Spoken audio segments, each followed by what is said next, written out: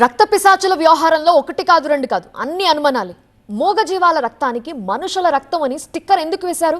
అర్ధరాత్రి గుట్టుగా లాగేస్తున్న వందల లీటర్ల రక్తాన్ని అసలు ఏం చేస్తున్నారు? ప్రధాన నిందితుడిని దాచిపెడుతోంది ఎవరు? దీని వెనక ఉన్న పెద్ద తలకాయలేంటి? ఈ గుట్టు ఛేదించేందుకు రంగంలోకి దిగాయి కేంద్ర బృందాలు. మేడ్చల్ జిల్లాలో టీవీ9 నిఘాతో బట్టబయలైన గొర్రె మేక రక్తం వ్యవహారాన్ని సీరియస్ గా తీసుకుంది కేంద్ర ప్రభుత్వం. కాచిగూడలోని సిఎన్కే కంపెనీలో కేంద్ర డ్రగ్ కంట్రోల్ అధికారులు సోదాలు నిర్వహించారు.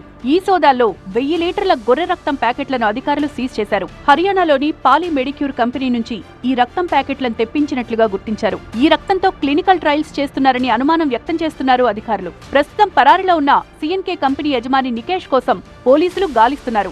అతడు పట్టుబడితే రక్త సేకరణపై క్లారిటీ వచ్చే అవకాశం ఉంది.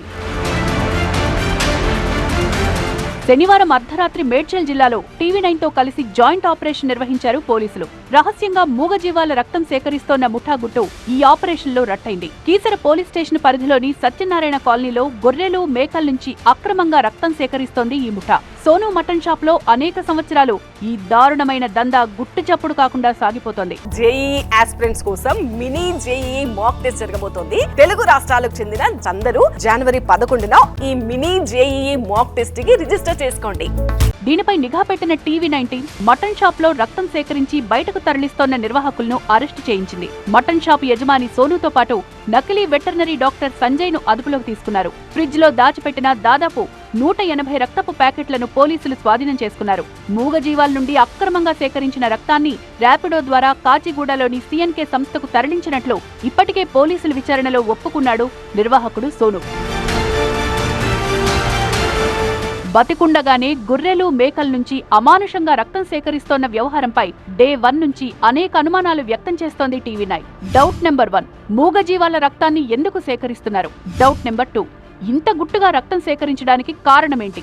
డౌట్ నెంబర్ 3, ఈ రక్తానికి హ్యూమన్ బ్లడ్ అనే స్టిక్కర్ ఎందుకు వేశారు? డౌట్ నెంబర్ 4, ఈ దారుణమైన దందా వెనక ఎవరున్నారు? డౌట్ నెంబర్ 5, 1000 లీటర్ల రక్తంతో ఏం చెయ్యాలి అనుకున్నారు?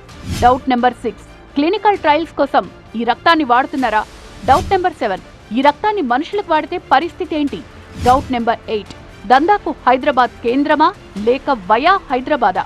డౌట్ నెంబర్ 9, పరారీలో ఉన్న నికేష్ ను కాపాడుతున్నది ఎవరు? డౌట్ నెంబర్ 10, కేంద్రమే రంగంలో దిగడానికి కారణమేంటి? మనుషులు వెళ్లి ఓ లీటర్ రక్తం దానం చేస్తామంటే తీసుకోరు. మూగజీవాలకైనా అదే నియమం వర్తిస్తుంది. ఒకవేళ నిజంగానే వైద్య పరిశోధనల కోసమే అయినా ప్రమాణాలకు అనుగుణంగా రక్తాన్ని సేకరించాలి. అడ్డగోలుగా రక్తాన్ని లాగేయడం వల్ల ఆ మూగజీవాలు రక్తహీనతకు గురవుతాయి. అలాగే తమ స్వార్థం కోసం ప్రాణాలతో ఉన్న జంతువుల్ని ఇలా హింసించడం చట్టరీత్యా నేరం కూడా. అది వికృత చేష్ట. మరి ఈ వ్యవహారంపై కేంద్రం దృష్టి సారించడంతో అసలు కథ వెలుగు చూసే అవకాశం కనిపిస్తోంది.